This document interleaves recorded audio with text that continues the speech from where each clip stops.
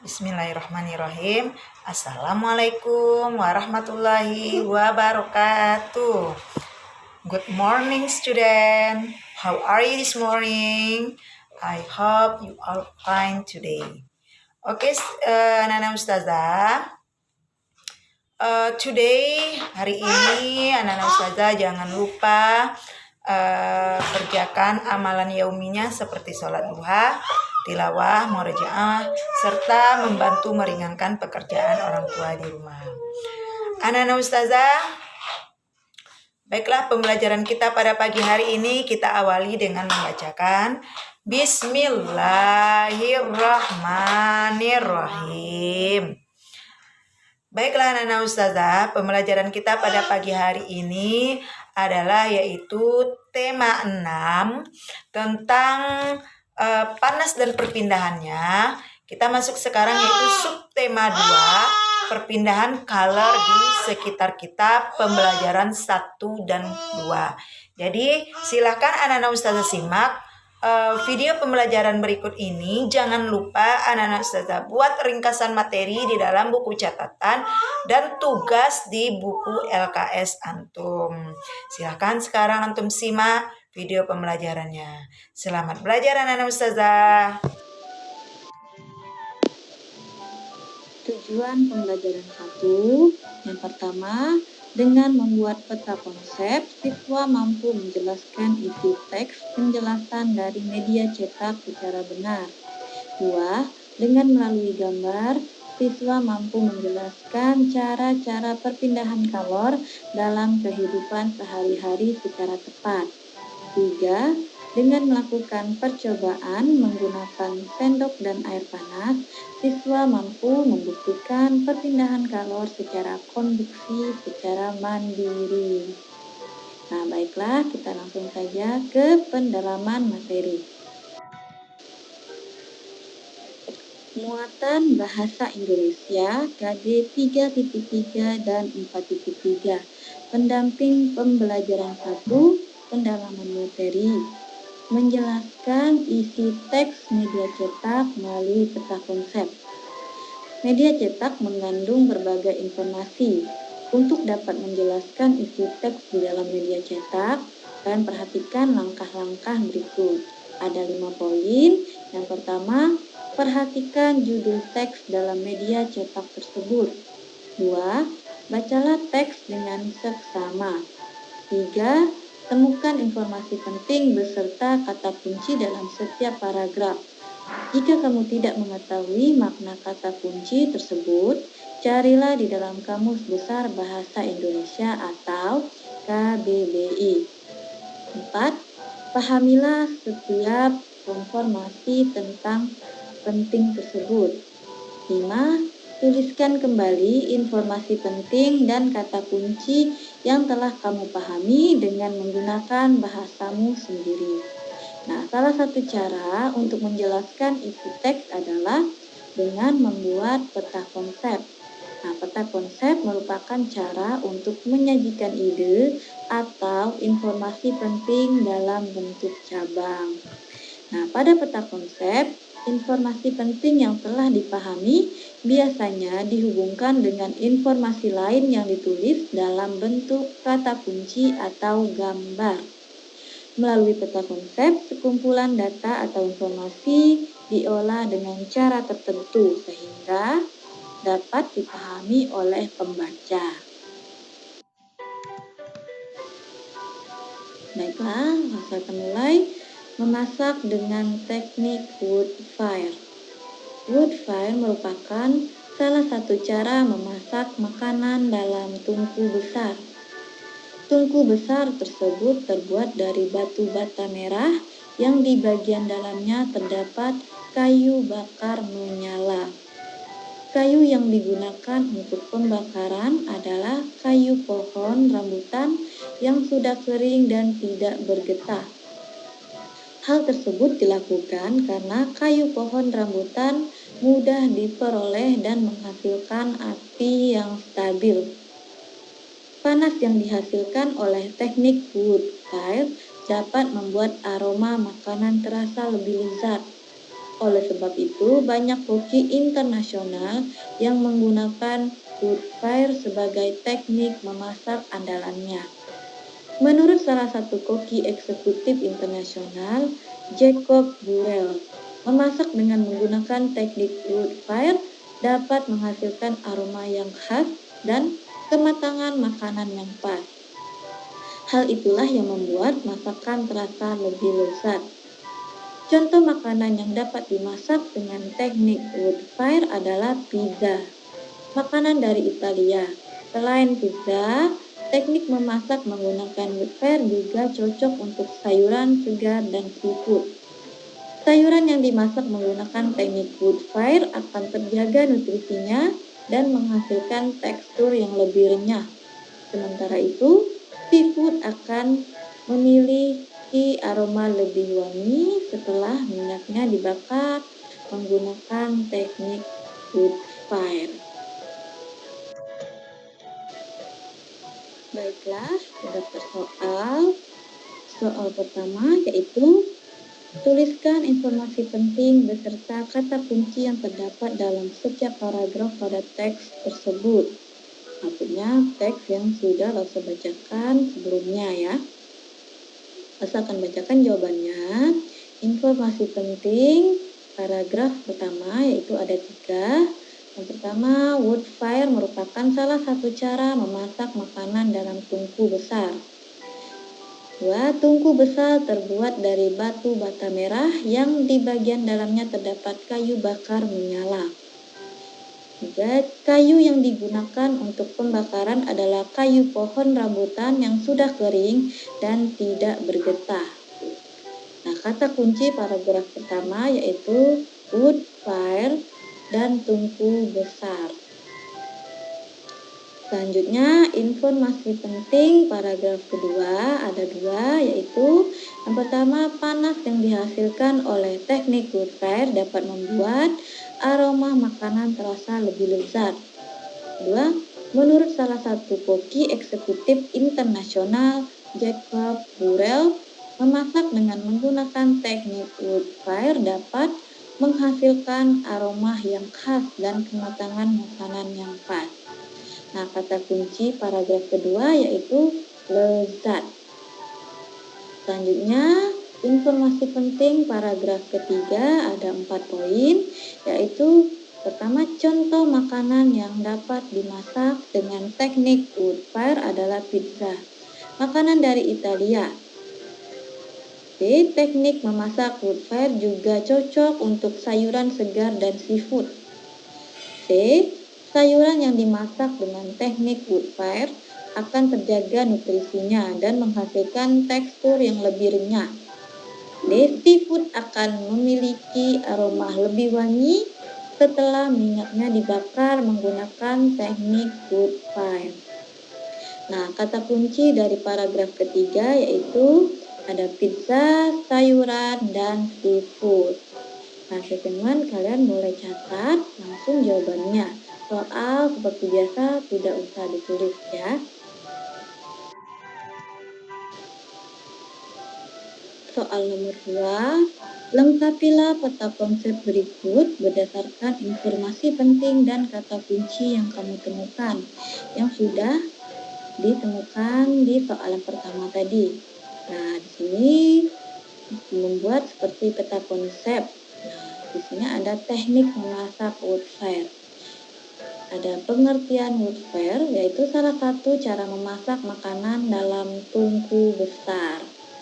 Nah, kedua ada kelebihan wood fire, yaitu memasak dengan menggunakan teknik wood fire dapat menghasilkan aroma yang khas dan kematangan makanan yang pas. Contoh makanannya yaitu pizza, sayuran, dan seafood. Nah, ini maksudnya informasi penting dan kata kuncinya dibuat menjadi peta konsep. Kalian boleh tulis jawabannya langsung ya.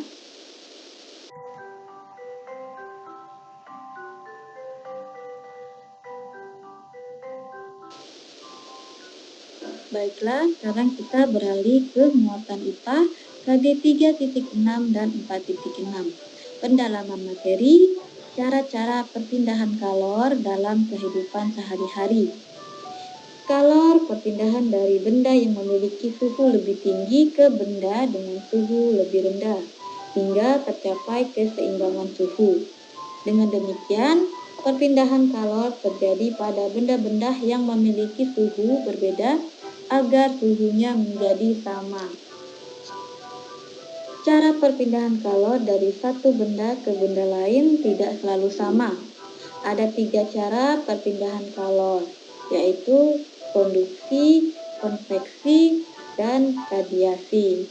Nah, di sini ada yang pertama konduksi.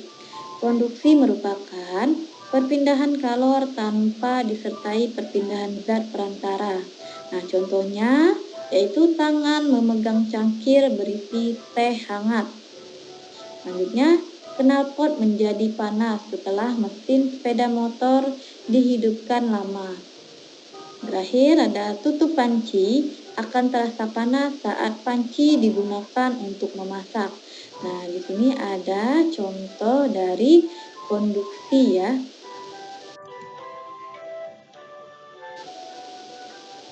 2. Konveksi. Nah, konveksi merupakan perpindahan kalor melalui perantara di mana zat perantaranya ikut berpindah. Contohnya, ada air yang dipanaskan di dalam panci. Ketika memanaskan air akan terlihat seperti diaduk. Kalian lihat ada contoh gambarnya. B, itu peristiwa angin laut dan angin darat. Itu adalah angin yang berpindah dari laut ke darat dan terjadi pada siang hari. Saat siang hari, matahari membuat daratan lebih panas. Akibatnya, suhu di darat lebih tinggi dan membuat partikel udara memuai. Partikel udara yang memuai menyebabkan tekanan udara di darat lebih rendah, sehingga angin dari laut yang memiliki tekanan lebih tinggi akan mengalir ke darat. Sementara itu, angin darat adalah angin yang berpindah dari darat ke laut dan berpindah saat malam hari. Nah, kalian lihat ada contohnya angin darat dan angin laut. Angin darat berhembus dari darat ke laut terjadi pada malam hari. Angin laut berhembus dari laut ke darat terjadi pada siang hari. Selanjutnya C, sirkulasi udara yang mengalir melalui jendela karena adanya perpindahan partikel udara panas.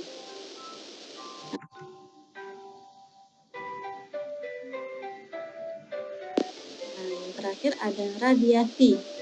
Radiasi merupakan perpindahan kalor tanpa melalui perantara. Nah, contohnya yaitu yang pertama, tubuh terasa hangat ketika dekat dengan api, seperti dekat saat dengan api unggun. Yang B, panas matahari yang terasa sampai ke permukaan bumi. C, menghangatkan telur ayam atau bebek di bawah cahaya lampu. Nah, berikut ada contoh dari radiasi. Pertama, Komang akan membuat teh manis hangat. Komang menggunakan sendok stainless steel untuk mengaduk gulanya. Saat mengaduk, jari Komang yang bersentuhan dengan gagang sendok terasa hangat. Pertanyaannya, A. Mengapa jari tangan Komang terasa hangat? Jawaban, karena kalor dari air panas berpindah ke gagang sendok. B. Apa nama cara perpindahan kalor yang dialami oleh Komang? Yaitu namanya konduksi. C. Tuliskan 2 benda lain yang memiliki sifat yang sama seperti sendok stainless steel. Jawabannya ada cangkir dan tutup panci. 2. Deskripsi dengan singkat tentang konveksi. Jawabannya, konveksi merupakan perpindahan kalor melalui perantara di mana zat perantaranya ikut berpindah. Selanjutnya, buatlah skema perbedaan angin darat dan angin laut. Jawabannya, perbedaan angin darat dan angin laut yaitu angin darat adalah angin yang berpindah dari darat ke laut, sedangkan angin laut adalah angin yang berpindah dari laut ke darat.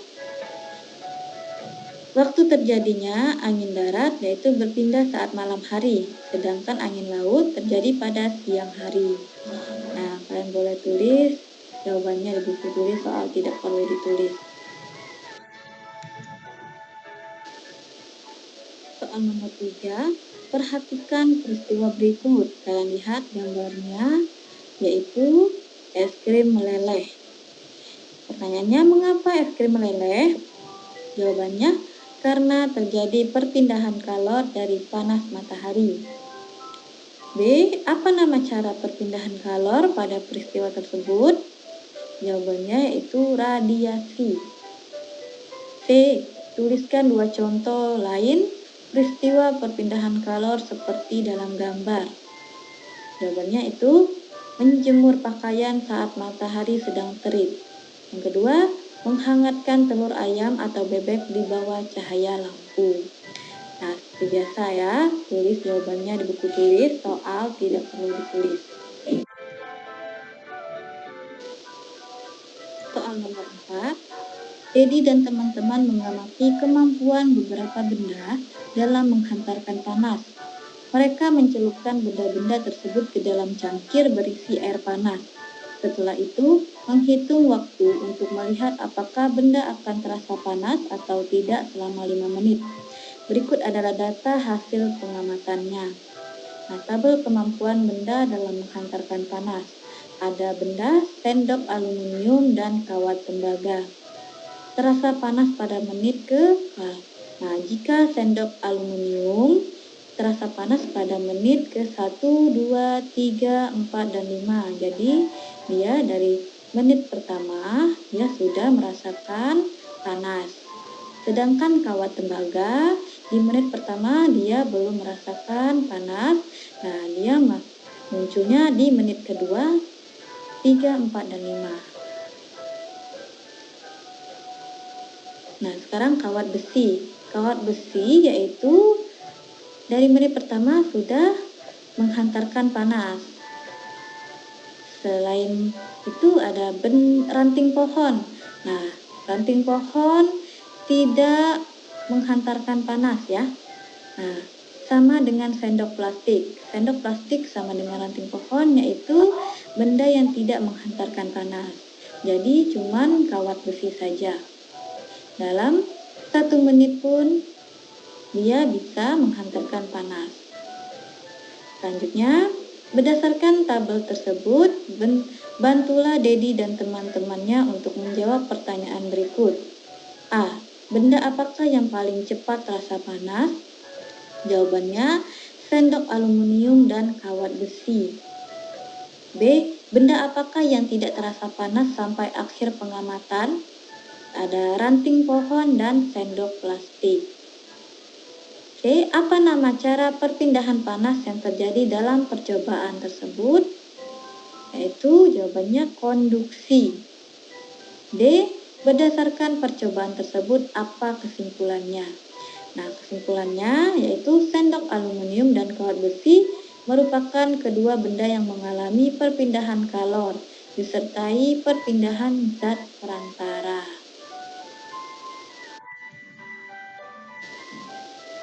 Baiklah anak-anak, sekarang kita masuk ke pembelajaran 2. Lasa akan bacakan tujuan pembelajarannya. Yang pertama, dengan mengidentifikasikan hal-hal penting dari bacaan, siswa mampu menyajikan hasil kesimpulan isi teks penjelasan pada media cetak secara tulisan dengan tepat. 2. Dengan membuat peta konsep, siswa mampu menjelaskan cara perpindahan kalor secara percaya diri. 3. Dengan melakukan percobaan, siswa mampu menyelidiki tentang perpindahan panas secara konduksi dengan benar. 4. Dengan mengamati gambar pola lantai dalam tari, siswa mampu menjelaskan pengertian pola lantai dalam tari kreasi daerah secara tepat. Nah, langsung saja Lase akan membacakan pendalaman materi.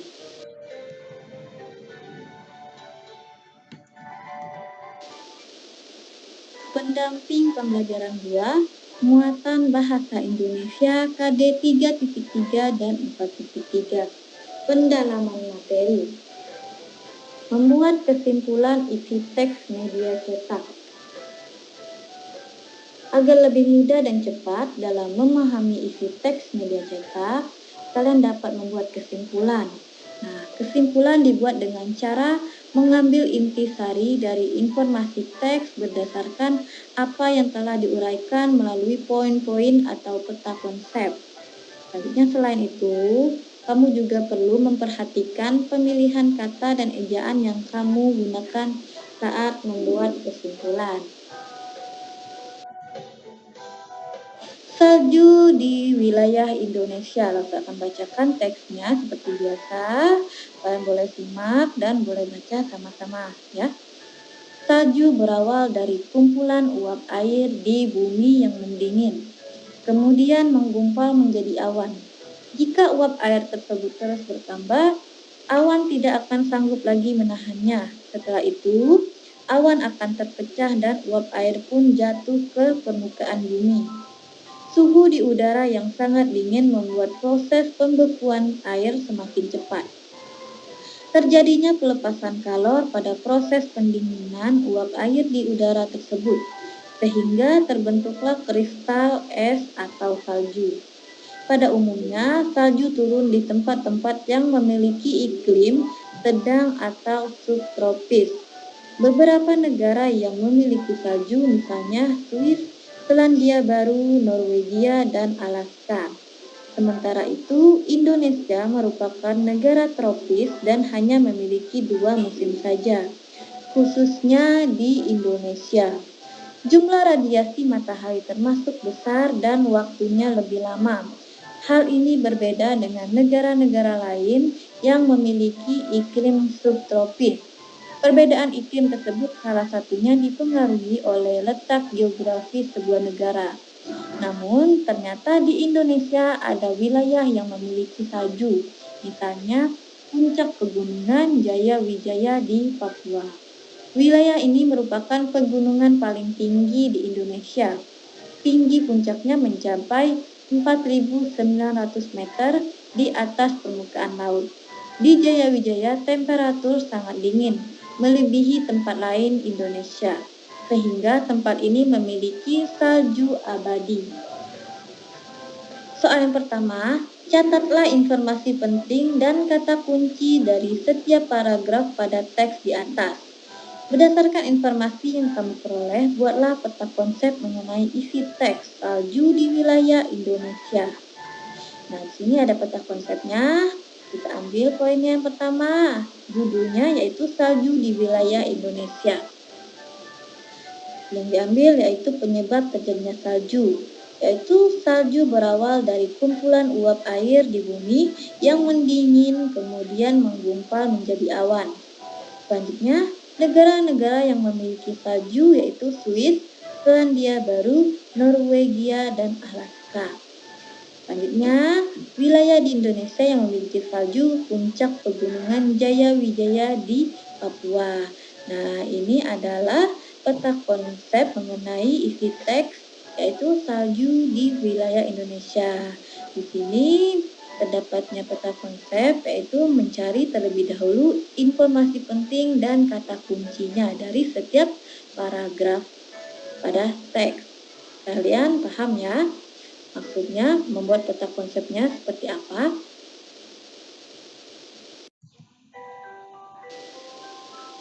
Soal nomor 2, tuliskan sebuah kesimpulan dari peta pikiran tersebut.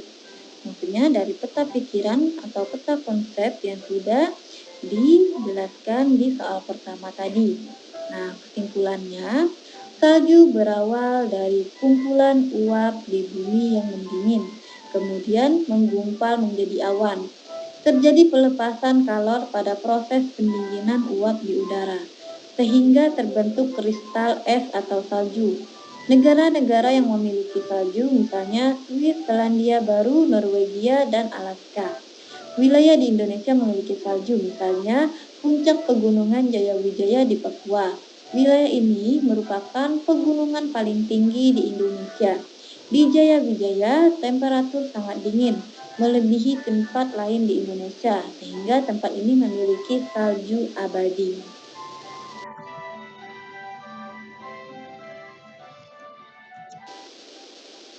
Muatan IPA KD 3.6 dan 4.6.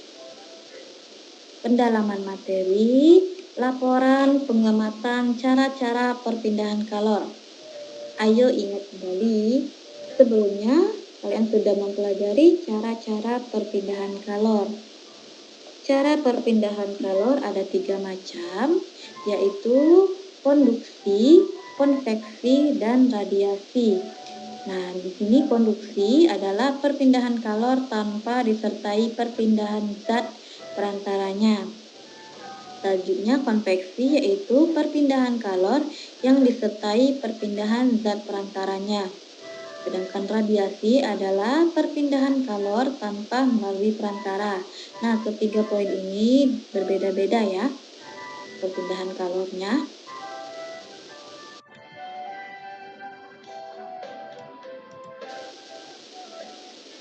Selanjutnya muatan SBDP KD 3.3 dan 4.3. Pendalaman materi, pola lantai dalam tarian daerah. Pola lantai merupakan garis yang membentuk formasi penari saat melakukan gerak tari. Ada 2 pola dasar dalam pola lantai.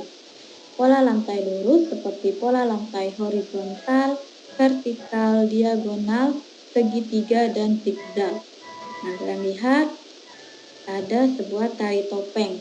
Nah, tari topeng dari Jawa Timur menggunakan pola lantai vertikal saat menari.